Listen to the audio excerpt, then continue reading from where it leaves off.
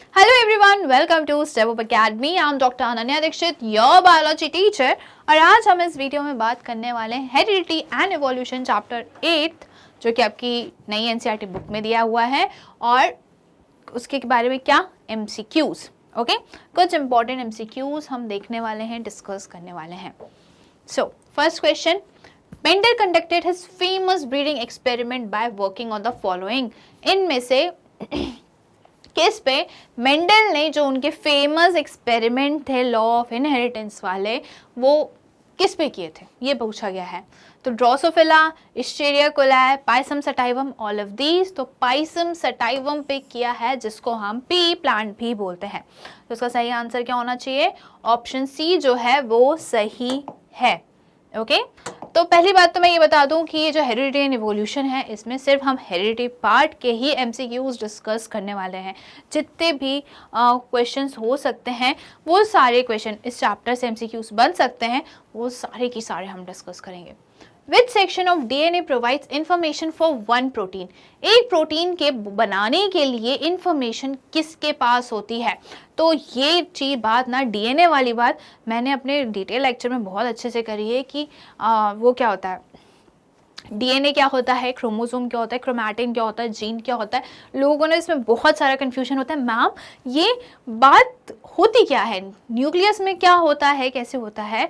तो अगर आपको ये डिटेल में जानना है तो आप लेफ्ट साइड में आपको आई बटन दिख रहा होगा, उसको आप क्लिक करके देख लीजिए.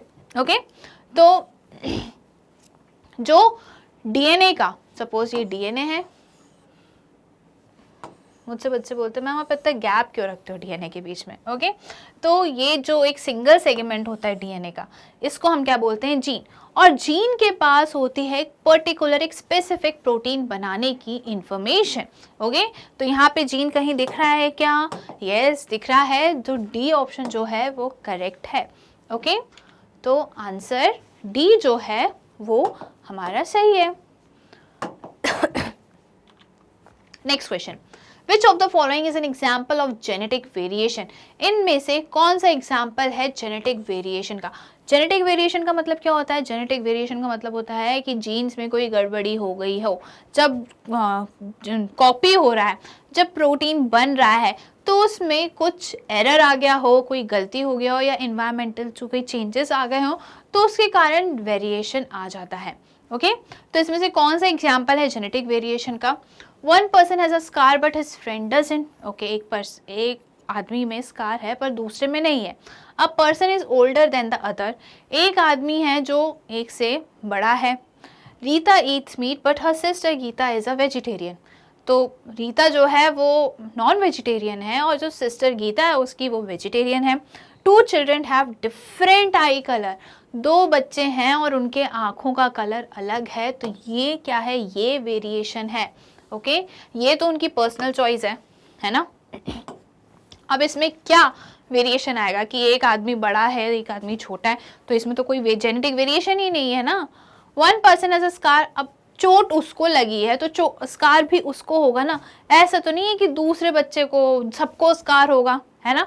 और ये स्कार वगैरह तो हम इनहेरिट भी नहीं करते कि हमारे मम्मी को यहाँ लगी थी तो इसलिए मुझे भी मेरे हाथ में यही निशान है, तो ये पॉसिबल नहीं है. बट जो आई है वो ज़रूर जेनेटिक वेरिएशन के कारण हमें देखने को मिलता है. तो इसका आंसर कौन सा सही है? ऑप्शन डी जो है वो करेक्ट आंसर है. Okay now question fourth, in peas a pure tall TT is crossed with pure short plant TT. Small T capital T देख लो लिखा हुआ है. The ratio of pure tall plants to pure short plants in the F2 generation is. Okay तो ये तो याद ही रहता होगा बट याद नहीं रहेगा तो हम इसको क्रॉस करके देख सकते हैं कि जब मोनोहाइब्रिड क्रॉस में, मोनोहाइब्रिड क्रॉस है क्योंकि एक ही कॉन्ट्रास्टिंग पेयर लिया हुआ है. ठीक है एक ही कॉन्ट्रास्टिंग ट्रेट्स लिए हुए हैं हमने. कौन से ट्रेट्स हैं? जैसे कि एक टॉल है तो एक शॉर्ट है, हाइट ली हुई है हमने. ओके तो क्या पूछा गया कौन से जनरेशन में? F2 जनरेशन में क्या होगा?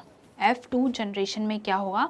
तो F1 जनरेशन में तो हमें पता था कि जितने प्लांट्स थे वो कैसे थे, जितने प्लांट्स थे वो टॉल प्लांट्स थे उनमें, पर जो जीनोटाइप था उसमें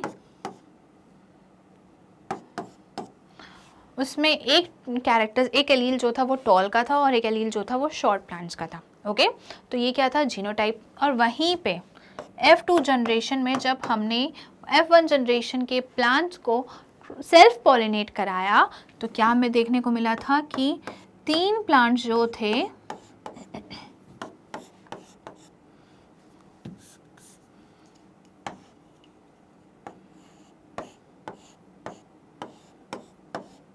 ओके, तो 3 प्लांट्स जो थे वो टॉल थे और एक जो प्लांट था वो शॉर्ट था, रेसेसिव ट्रेट का था। ओके, अब यहाँ पे आप देख रहे हो कि ये जो कंपोजिशन है, जेनेटिक कंपोजिशन है एलील्स का, वो डिफरेंट है, ये दोनों डिफरेंट है और ये अलग है।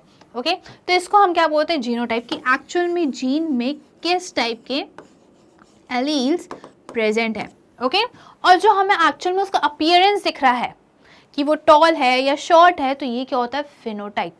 ओके, ये क्या होता है, फिनोटाइप। अब यहाँ पे क्या पूछा है, the ratio of pure tall plants, pure tall plants का रेशियो पूछा गया है इसमें, तो इसमें आंसर क्या होना चाहिए, 1:1। सी जो है वो करेक्ट है। अब आप पूछोगे मैम क्यों, अपीयरेंस तो 3 प्लांट्स का है, तो बेटा यहाँ पे प्योर टॉल प्लांट्स, और प्योर टॉल प्लांट्स का मतलब कि जो जेनेटिक कंपोजिशन है वो भी टी का है, मतलब जो होमोजाइगस एलील्स उनमें प्रेजेंट है।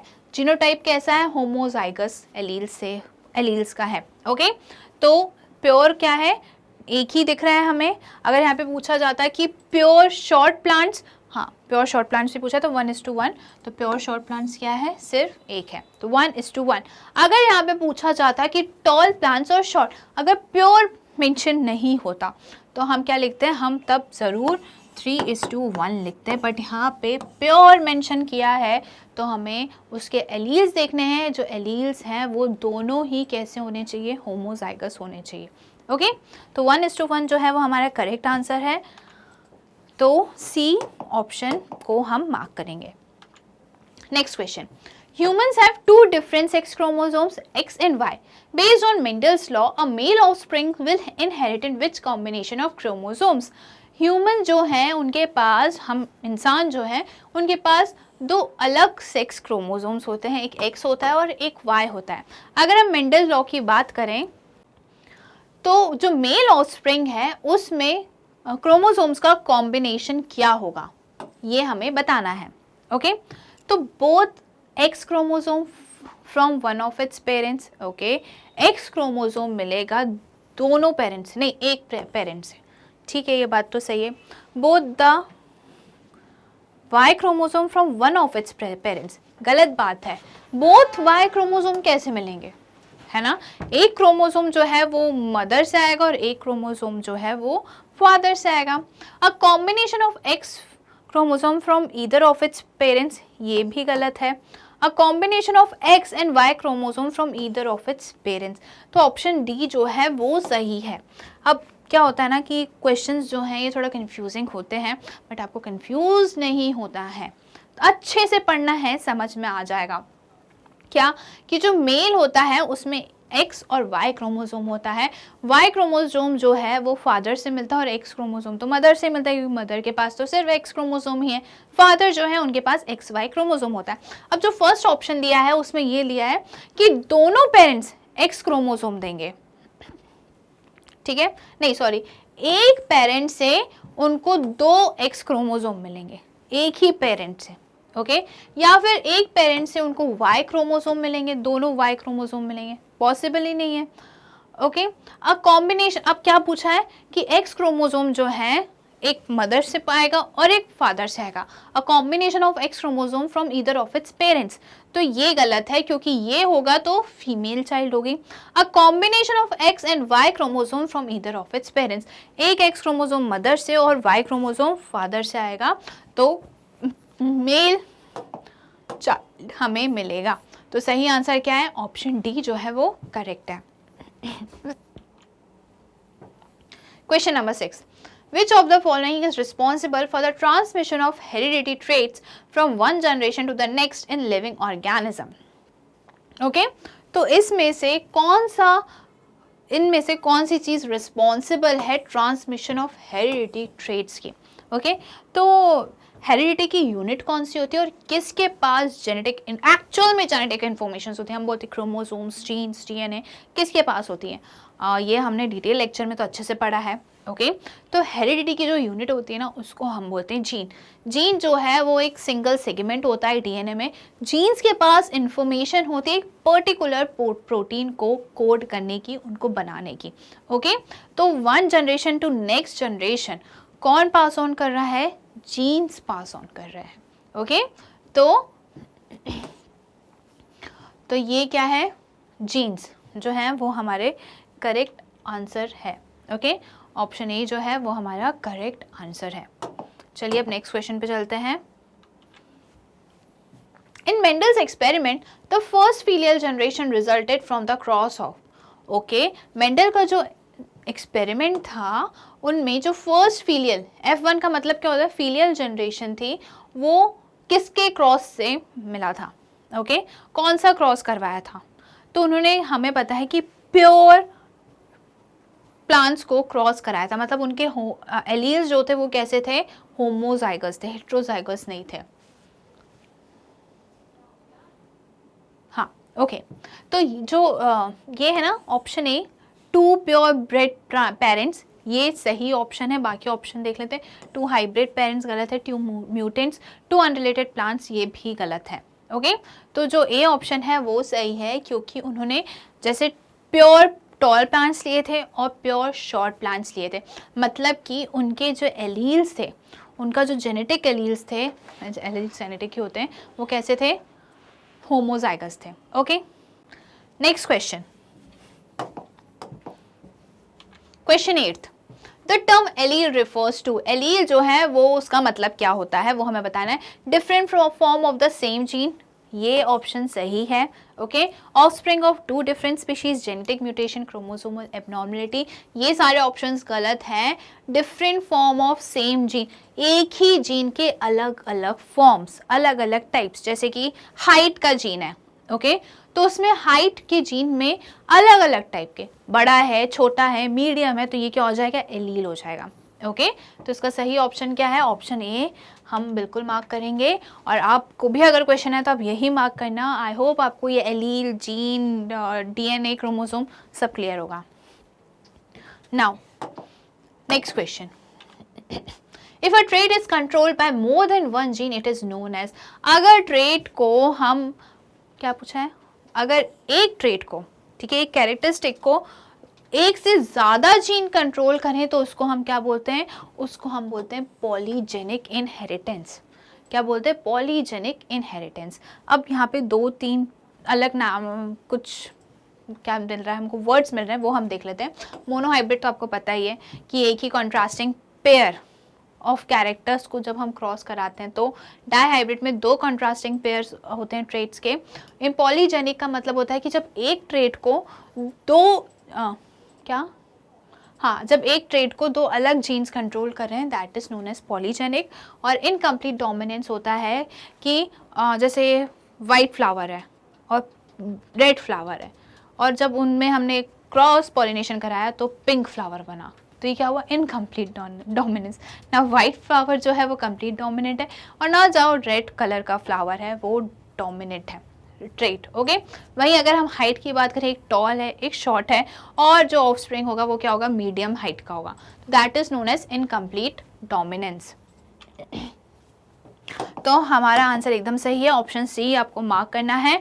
और आई होप इनकम्प्लीट डोमिनेंस का भी मतलब आपको समझ में आ गया होगा। Next question, when 2 genetically dissimilar individuals are crossed, the offspring are referred to as। okay, तो ऑप्शंस क्या दिए? Pure bread. प्योर ब्रेड का तो मतलब आपको पता ही है कि जिसके एलील्स जो हैं वो होमोजाइगस हैं, उसमें कोई भी मिक्सिंग नहीं है। हाइब्रिड का मतलब होता है कि जब 2 जेनेटिकली डिसिमिलर स्पीशीज को हम क्रॉस करते हैं, इंडिविजुअल को हम क्रॉस करते हैं, तो जो ऑफस्प्रिंग होता है उसे हम हाइब्रिड बोलते हैं। ओके, हाइब्रिड बहुत सुना ही होगा आपने पेड़ पौधों में, वेजिटेबल्स में। ओके, अब म्यूटेंट्स का मतलब क्या होता है कि अगर पॉपुलेशन में, सेम पॉपुलेशन में अगर किसी एक जीन्स में कुछ गड़बड़ी हो जाती है, कोई चेंजेस आ जाते हैं, तो that is known as mutants. अब क्लोन्स का मतलब होता है कि कैसे समझाऊँ मैं, क्लोन्स का मतलब होता है कि आइडेंटिकल, मतलब जीन्स जो हैं सेम जीन्स से हम ऑफस्प्रिंग बना रहे हैं, कोई चेंजेस नहीं है, या तो आर्टिफिशियली या फिर नेचुरली। ओके, तो क्लोन्स जो है वो कोई भी इंडिविजुअल जिसमें सेम जेनेटिक प्रेजेंट हो, जेनेटिक मटेरियल प्रेजेंट हो, that is known as clones. तो इसका सही आंसर क्या है, हाइब्रिड जो है इसका करेक्ट आंसर है। Now the genetic makeup of an organism is called its, जो जेनेटिक मेकअप होता है ऑर्गेनिज्म का उसको हम जीनोटाइप बोलते हैं। जीनोटाइप जो है वो एलील से बना होता है। ओके, फिनोटाइप जो है वो फिजिकल अपीयरेंस होता है। क्रोमोसोम्स तो हमें पता ही है कि क्या होता है, तो इसका सही आंसर होना चाहिए जीनोटाइप। क्वेश्चन 11th का सही आंसर है जीनोटाइप। फिनोटाइप जो है जो हमें दिख रहा है फिजिकल अपीयरेंस, जीनोटाइप जो है वो एलील से बने हुए होते हैं, और क्रोमोसोम्स तो हमें पता है। The number of chromosomes in a human gamete is, जो ह्यूमन गैमीट है, क्या पूछा गया, ह्यूमन गैमीट में क्रोमोसोम नंबर कितना होता है, 23 होता है। ओके, तो इसका सही आंसर क्या है, 23। अगर हम किसी सेल की बात करेंगे, नॉर्मल सेल की, तो उसमें 46 होता है, बट यहाँ पे पूछा है गैमीट्स। गैमीट्स क्या होते हैं, रिप्रोडक्टिव सेल्स होते हैं, सेक्स सेल्स होते हैं, जर्म सेल्स होते हैं, स्पर्म होता है, ओवम होते हैं। तो इनमें क्या होता है, 23 क्रोमोसोम्स होते हैं। अभी मैंने थोड़ी देर पहले ही बताया था कि कैसे वो, सॉरी इस वीडियो में नहीं, पहले डिटेल लेक्चर वीडियोस में बताया था कि ये मियोसिस के टाइम पे सेल डिवीजन होता है और उसी से जर्म सेल्स बनते हैं, गैमीट्स बनते हैं, स्पर्म ओवम बनते हैं, बात एक ही है। ओके, तो ये जो 46 क्रोमोसोम्स होते हैं ये 4 सेल्स में डिवाइड होते हैं, और 4 सेल्स में हाफ नंबर ऑफ क्रोमोसोम्स आ जाते हैं, 23, 23, 23, 23 एंड 23। ओके, तो जो ह्यूमन गैमीट है उसमें भी कितने क्रोमोसोम्स प्रेजेंट होंगे, 23 ही प्रेजेंट होंगे। ओके, चाहे स्पर्म सेल हो या ओवम हो। Which of the following is a drawback of asexual reproduction? इसमें से asexual reproduction का drawback क्या है? It results in genetically diverse organism, ये तो offspring, ये तो गलत है। It allows for rapid reproduction in favorable condition. It increases the chances of survival in change in environment. It results in no genetic variation in offspring. ये जो drawback है, ये ड्रॉबैक है क्या, एसेक्सुअल मोड ऑफ रिप्रोडक्शन का। Okay, क्योंकि asexual reproduction में variation आता है बट बहुत टाइम बाद, बहुत स्लो प्रोसेस होती है उसकी, और वो भी अगर कोई इन्वायरमेंट में, क्लाइमेट में चेंज आ रहा है तब होता है, और ये सबसे बड़ा ड्रॉबैक है एसेक्सुअल रिप्रोड्यूसिंग ऑर्गेनिजम्स का। Okay, now next question, father of genetics, हमें सबको पता है फादर ऑफ जेनेटिक्स कौन है, मेंडल है। ओके, तो इसका आंसर क्या होना चाहिए, ऑप्शन बी जो है वो सही करेक्ट आंसर है। अब हमारा question number 15, number of autosome pair in man. Okay, 2 pairs होते हैं क्रोमोसोम्स के, एक ऑटोजोम होता है और एक सेक्स क्रोमोसोम्स होते हैं। ओके, तो टोटल पेयर कितने होते हैं, 46 क्रोमोसोम्स होते हैं, राइट। 46 में को हम सारे क्रोमोसोम्स को अगर पेयर कर दें तो 23 क्रोमोसोम्स हो गए। ओके, क्रोमोसोम्स की अगर हम पेयरिंग हटाते हैं तो 46 और उनको पेयर बना दें तो 23 क्रोमोसोम्स हो गए। ओके, तो 22 क्रोमोसोम्स जो होते हैं वो ऑटोसोम क्रोमोसोम्स होते हैं, ऑटोसोम पेयर्स होते हैं, और जो लास्ट वाला होता है 23rd उसको हम सेक्स क्रोमोसोम्स बोलते हैं। क्या बोलते हैं, सेक्स क्रोमोसोम्स। ऑटोसोम का मतलब होता है सारे क्रोमोसोम्स, ठीक है, सारे क्रोमोसोम्स जो सेक्स क्रोमोसोम्स के अलावा हैं। ओके, सेक्स क्रोमोसोम्स को हटा के जितने भी क्रोमोसोम्स हैं उसको हम ऑटोसोम्स बोलते हैं। तो कितने पेयर होते हैं, 22 पेयर होते हैं ऑटोसोम्स के, और जो लास्ट पेयर होता है 23rd पेयर होता है वो किसका होता है, सेक्स क्रोमोसोम्स का होता है। तो इसका ऑप्शन क्या सही है, ऑप्शन ए जो है वो करेक्ट है। ओके, तो यहाँ पे जो है हमारा हेरिडिटी एंड इवोल्यूशन चैप्टर 8 का MCQs होते हैं कंप्लीट। ऐसी और वीडियोस देखने के लिए आज ही स्टेप अप अकेडमी को सब्सक्राइब करिए, जहाँ पे आपको मिलेगा KG से लेकर 12th तक के सारे सब्जेक्ट्स के सारे वीडियोस फ्री, साथ ही साथ कॉम्पिटिटिव एग्जाम जैसे कि नीट, JEE, CUET की भी प्रिपरेशंस होती हैं। Thank you.